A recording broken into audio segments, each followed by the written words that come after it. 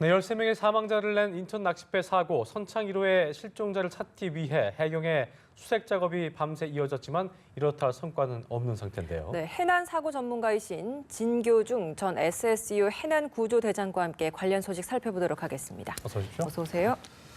자, 대장님, 이제 인천 해경이 오전에 3차 브리핑을 하면서 수사 현황을 발표했고요. 일단 잠시 후에 유가족이 참관한 가운데 현장 감식을 진행하기로 했다고 하는데 일단 사고 조사에 좀 도움될 만한 뭔가를 좀 찾아보기 위함이겠죠? 어떻게 그렇습니다. 될까요? 예, 이제 선창 1호가 육상에 올라와 있지 않습니까? 올라왔죠? 예. 예, 그다음에 이제 급유선도 부두에 계류돼 있고, 네네. 그러면 부딪힌 흔적이 있기 때문에 부딪힌 흔적과 파공된 부위를 비교해 보면 누가 먼저 갔다가 충돌했나? 이게 이제 원인이 밝혀질 겁니다. 네, 현재 해경이 야간 수색팀까지 투입을 해서 남은 실종자 2명 수색 작업을 계속 벌이고 있지 않습니까? 네. 지금까지의 수색 장면을 보셨을 때 전문가로서 좀 어떻습니까? 추가적으로 좀 더 필요한 수색 방법이나 뭐 이런 것들이 있습니까? 어떻습니까? 네, 지금 해경이 수색을 잘 하고 있는데, 네. 즉 표류 예측 시스템이라는 게 있습니다. 그래서 예. 익수자가 물에 빠지면은 그때의 조류, 바람, 유속에 따라서 어느 정도까지 몇 시간 지나면 흘러간다. 예. 예. 그 흘러가는 각도하고 거리를 예측을 해서 탐색을 하는데 주로 야간에는 시각 탐색을 하고 주간에는 다이버가 물속에 들어가서 네. 실종자가 혹시나 모르고 물에 지금 가라앉았을까 가능성에 해서 대해서. 그거에 대한 지금 수색을 하고 있는 상황입니다. 그렇군요. 그러니까 뭐 수사는 잘하고 있다고 보시는 건데 네. 일단 저희가 생존 여부는 좀 차치하고 나서 두 분에 대해서 승선 당시에 이제 구명조끼를 다 입고 있었다고 하니까 지금 그렇게 알 수밖에 없는 상황인데 그렇다면은 그 대장님 말씀대로라면은 물 위로 떠올라야 되잖아요. 근데 두 분이 떠오르지 않는 이유는 어떻게 저희가 좀 봐야 될까요? 네, 저도 낚시를 즐겨서 자주 갔는데 네. 선장은 통상 구명조끼를 입질 않습니다. 않는다고요? 네, 제가 선장이 구명조끼 입는 건 본 적이 없습니다. 그럼 뭐 입었다고 하는 거는 입고 나중에 막 벗는다는 얘기인 네. 이 얘기인 거예요? 예, 그다음에 낚시하러 가신 분들 있지 않습니까? 그분들 중에도 화장실을 갔다든지 그 시간대에 하면은 구명조끼를 벗을 수밖에 없습니다. 예, 그런 시간에 사고가 났다 했을 때는 구명조끼를 안 입을 수가 있고, 두 번째는 구명조끼를 입었다 하더라도 물에 빠지면서 예. 흘러가면서 그물, 즉 어부들이 채워놓은 그물에 걸리면 이게 떠오르지 않습니다. 어물에 걸린다. 예, 어구에. 어망에 걸린다면. 네. 그렇군요. 이 선장이 구명조끼를 벗는다는 경우는 뭐 좀 운항을 하는데 불편함 때문에 그런 겁니까? 좀 어떻습니까? 예, 그렇습니다. 선장이 통상적으로 조타실 안에 비좁으니까 좀 활동하기가 그렇고 타기를 잡아야 되고 왔다 갔다 해야 되니까 구명조끼를 입으면 불편하기 때문에, 그리고 또 선장은 밖에를 안 나가지 않습니까? 예. 구명조끼는 선실 내에서는 입으라는 규정이 없습니다.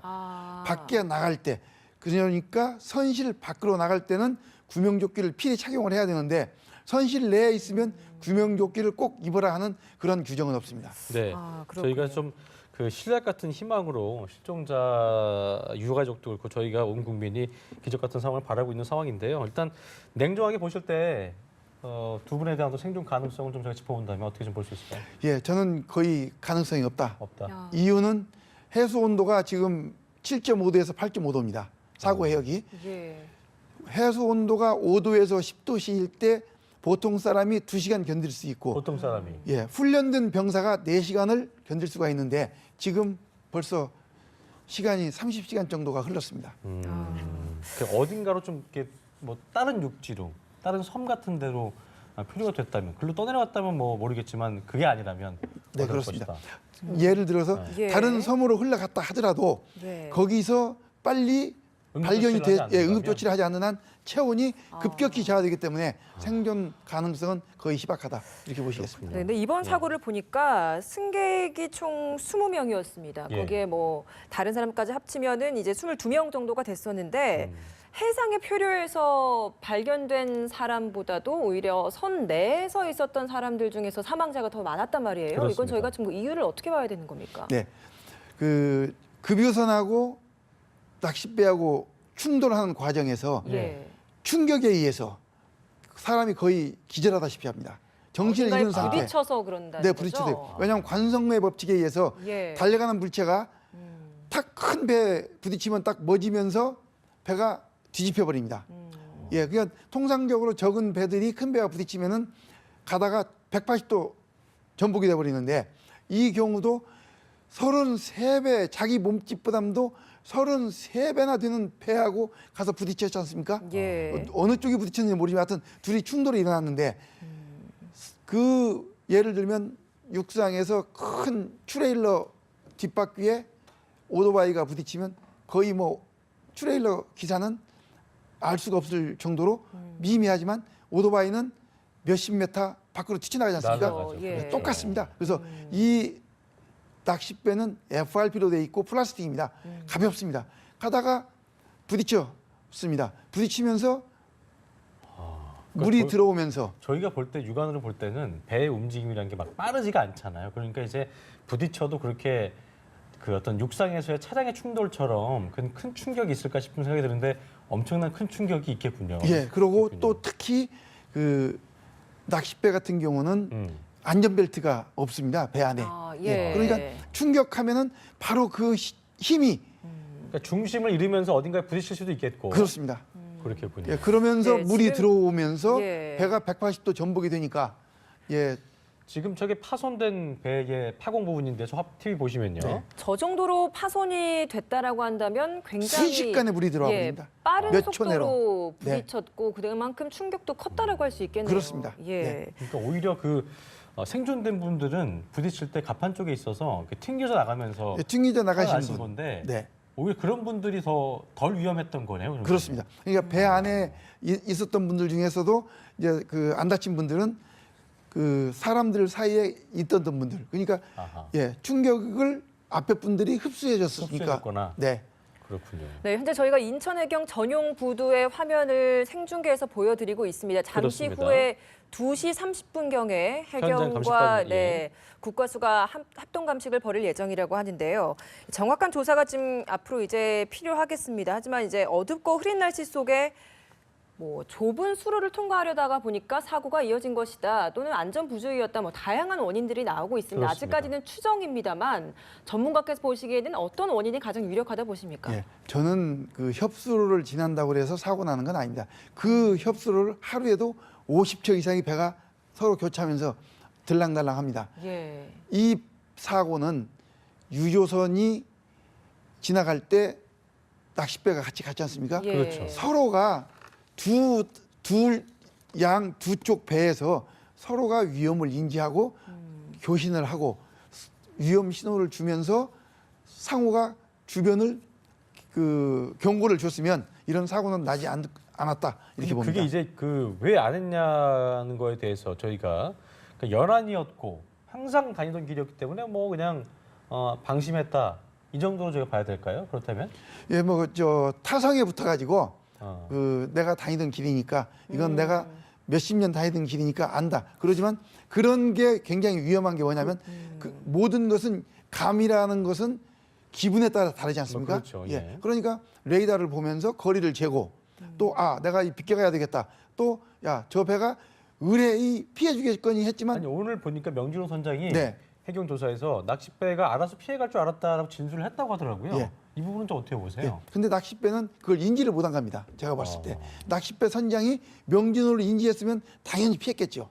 기동성도 좋고. 근데 낚싯배 선장이 명진호를 인지를 못하고 또 명진호는 낚싯배가 인지한 걸로 보고 서로 간의 그 의견이 안 맞은 거죠. 레이더를 통해서 낚싯배가 그 급유선을 좀 그렇죠. 추적할 수 있지 않습니까? 있죠. 있는데 안 했기 때문에 문제가 되는 거죠. 어쨌든, 했으면 사고가 안 났죠. 안 했겠다는 게 레이더 체크를 안 했다는 말씀이죠. 그렇죠. 레이더를 보고 명진호가 소리에 가까워지는 따라서 볼수 있는 것을 거네요. 보고 예. 가까워지면은 불로 그 깜빡깜빡하면서 못 오게 신호를 한다든지 줘야 되는데. 아니면 서치라이트를 비친다든지 또는 기적을 울린다든지 또는 무전기로 불러서 지금 위험하다. 아니면 내가 지금 뭐 엔진이 고장났다면 고장나서 내가 부자유스러우니까 되겠죠, 예, 뭔가로. 피해가라. 아니면 그 그 신호등 같은 걸 비춰서 상대방한테 인지만 했으면 상대방이 피해갔죠. 낚싯배도 신호를 소홀히 했고 또 급유선 선장 또한 알아서 피해갈 줄 알았다는 얘기를 했으니까 신호를 좀 소홀히 했던 서로 간에 좀 그런 소홀했던 부분이 좀 있었던 것 같은데 그렇죠. 그럼 원래 좁은 수로를 통과할 때 원칙이라고 한다면 어떤 게 있습니까? 우리가 도로를 항해할 때 도로교통법이 있지 않습니까? 마찬가지로 바다에서도 해상 그 법규가 있습니다. 해상교통법규가 있습니다. 그래서 예. 그 해상교통법규대로 가도록 돼 있고 그러니까 물론 신호등은 없지만 어떻게 딱 맞닥뜨렸을 때 어떤 식으로 해야 된다는 법규는 있다 말씀이신 예, 거죠? 신호등도 다 있습니다.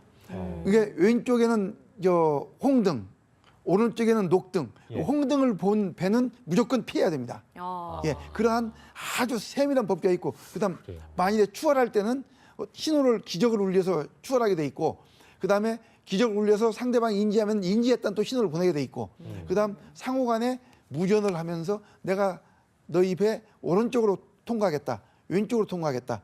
아니면 지금 내 행동이 부자유스러우니까 네가 좀 피해가라 하고 다 교신을 하도록 돼 있는데 이러한 안전 수칙들이 이루어지지 않았다. 그러니까 이게 뭐 정면 충돌이 아니고 같은 방향, 순방향으로 가다가 이게 보니까 그 작은 배가 앞질르는 식으로 아까 그렇게 되다가 이제 선미 쪽을 부딪힌 것 같은데, 그러니까 제 입장에서는 같은 방향으로 가는 건 인지를 했었고 과속을 좀 해서 좀 피해가려고 했던 건지 어떻게 좀 추측을 해볼 수 있을까요? 뭐 그런 지금 말씀하신 그런 경우 네. 같은데 대부분이 예. 사고는 서로 마주치는 선박 예. 또는 횡단하는 선박에서 사고가 나지 같이 예. 순방향으로 가면서 사고 나는 경우는 극히 드뭅니다.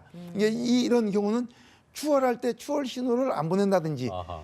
또는 앞에 배가 고장이 나 있는데 뒷배가 인지를 못했다든지, 그러니까 앞에 배를 따라가면서 안전거리를 확보해야 됩니다. 특히 시정이 나쁘고 야간 같은 경우는 더욱더 자동차하고 똑같습니다. 안전거리를 유지해야 되는데 이 안전거리를 유지를 안 했다든지, 뭐 두 배가 다 똑같이 안전수칙을 안 지키고 항해 부주의를 한 거죠. 그렇군요. 예, 해경이 좀 늑장 출동을 했다라는 좀 비난도 많이 나오고 있는데 이 부분에 대해서 좀 어떻게 보십니까?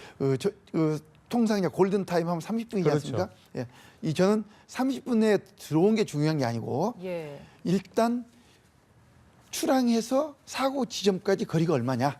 그래서 그 거리만큼의 과연 합당한 이유로 도착했느냐. 그게 1.85km였는데 네. 늦었다는 예. 얘기가 나오더라고요. 예, 그러면 좀 더 빨리 올 수도 있지 않겠느냐라고 보는데 그때 부도 상황이 어땠는지 이런 것을 좀 따져봐야 될 것 같습니다. 비상대기선이 없었다는 지적도 있는데 결과적으로 이런 부분도 좀 체크를 잘 해봐야 되는 부분이겠네요. 네, 그렇습니다. 예. 그래서 제가 이제 군 생활할 때 해군 같은 경우는 배에 딱 지정을 합니다. 5분 대기하라, 15분 대기하라, 30분 대기하라. 그러면 무조건 튀어나갈 수 있게. 예, 5분 대기할 때는 승조원들이 다 배에서 잡니다.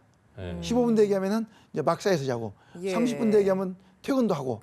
그래서 이게 다 대기 태세를 그러니까 유지하는데 그 이게 태세를 해경의 그 초동 대응 늦은 거에 대한 해명 중에 하나 뭐였냐면 계류 장소에 6시 13분 도착했는데 주변 민간 선박들을 이동시켜야 됐대요. 근데 결과적으로 비상대기조는 바로 출동할 수 있게 따로 정박이 돼 있어야 될 텐데 이 부분도 문제인 것 같습니다. 네, 그 부분은 잘못된 것 같습니다. 왜냐하면 그 소방차 아파트 그렇죠. 가면 이게 비워놓지 않습니까? 예. 마찬가지입니다. 이 비상대기 배는 어선들 맨 밖에 있어서 유급 시에 바로 튀쳐나가야 되는데 어선들이 있어서 출항을 하는데 그 시간이 걸렸다는 것은 좀 납득하기가 좀 힘듭니다. 예, 알겠습니다. 어선 출항에 문제가 있었다. 특수 장비를 준비해야 해서 현장 도착 시간이 다소 늦었다. 뭐 해경이 많은 해명을 내놓곤 있습니다만 네. 이 부분에 대해서는 앞으로 좀 추가적으로 개선돼야 될 부분이 아닐까라는 생각이 듭니다. 그렇습니다. 지금까지 해난 사고 전문가이신 진교중 전 SSU 해난 구조대장이었습니다. 고맙습니다. 고맙습니다.